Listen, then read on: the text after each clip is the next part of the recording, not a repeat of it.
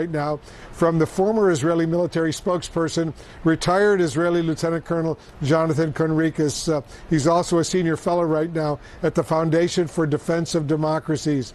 Jonathan, thanks so much for joining us. As you know, President Trump told reporters on the way here to Israel aboard Air Force One that the war is over.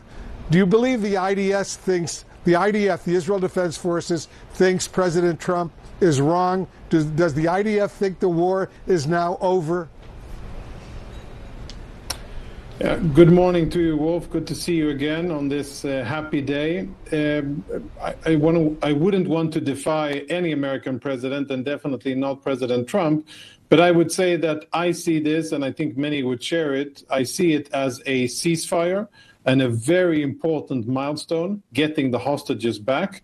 But as long as Hamas exists, as long as they have weapons, and as long as they control the Gaza Strip, then this is very little more than a ceasefire.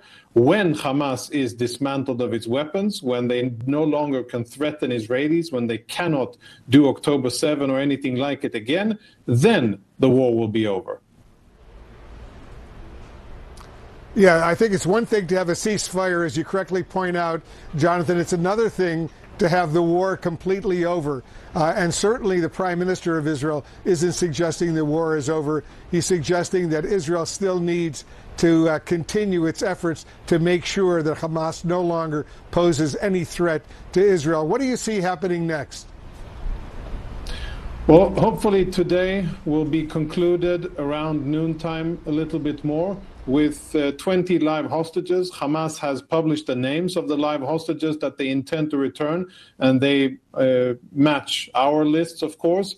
And then the 28 bodies, or the remains of 28 murdered Israeli hostages.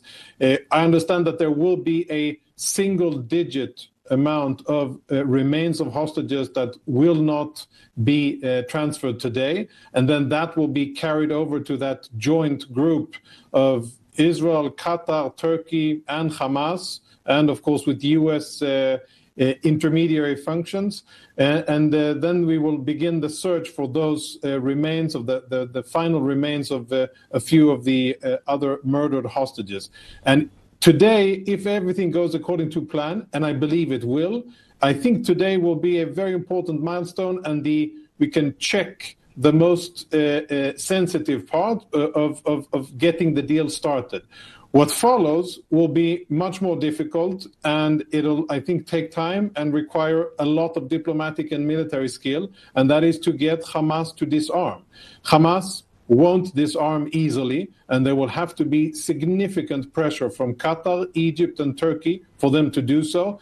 Otherwise, it's great that we get the hostages back, but as you said before, the war won't be over because Hamas will still be a threat. So first things first, we're very happy and excited to get the hostages back, but there's still a lot of work to be done. The ceasefire, Jonathan, seems to be holding. That's encouraging. The hostages are about to be handed over to Israel through the International Red Cross. That's also very encouraging. What worries you most about the coming days? Potentially things could collapse. Yeah, they're now in the hands. 7 Israeli hostages in the northern part of the Gaza Strip are in the hands of the Red Cross, en route to Israeli hands, IDF hands. So that's great. What worries me is Hamas retribution, that they will continue to execute Palestinians in Gaza. That's one issue which I think we should be following closely. Second is, if Hamas continue to refuse to hand over weapons and disarm, that will not spell well for the future. And third, and I think less likely given the sensitive situation, if Hamas tries to attack Israeli troops and to do something that would violate the ceasefire inside the Gaza Strip. Currently, I don't see them benefiting from it. I think they have bigger fish to fry in the sense of not wanting to let go of their arms. And I think that is where the focus should be. And I hope that today in Sharm el-Sheikh, President Trump will lead, together with Arab countries, really in a swift transition, as seamless as possible and as peaceful as possible transition from the terror regime of Hamas to some other local and international reign over the Gaza Strip and Palestinians, the faster, the better. The longer time it gets to transition will mean more retribution by Hamas, more difficulties, and more, I would say, uncertainty on the Israeli side that the deal is really going to happen and that Hamas is really going to be relegated to history and Israel will be safe. Yeah, and the President Trump has been working with several European allies as well as Arab countries and Muslim countries to create a new peacekeeping force in effect in Gaza to help make sure all this works out. Jonathan Conricus, retired Israeli Lieutenant Colonel, former spokesperson for the IDF, the Israel Defense Forces, thanks so much for joining us once again.